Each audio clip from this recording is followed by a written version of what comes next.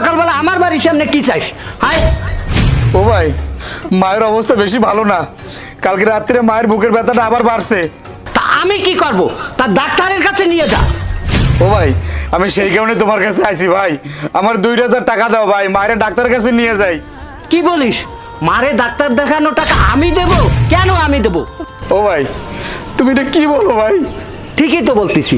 কথা তো এই ছিল, মা 15 দিন আমার কাছে থাকবে আর 15 দিন তোর কাছে থাকবে। আমার 15 দিন শেষ। এখন তুই কি করবি না না করবি সেটা তোর ব্যাপার। ও ভাই, আমার কটা দিন ধরে কোনো কাজ কাম নাই ভাই। তুমি আমার 2000 টাকা ধার দাও, আমি কাজ করে তোমার টাকা শোধ করে দেবো। আরে ভাই, এ, আমার কাছে এখন কোনো টাকা পয়সা নাই। আর আমার কালকে শালির বিয়ে, আমার অনেক খরচা। দাদি তুই আমি যা। ও ভাই, ভাই তুমি এটা কেমন কথা বললা ভাই? মায়ের চেয়ে তোমার কাছে শালি বড় হয়ে গেল। এ, তোরে বলছি না বাজে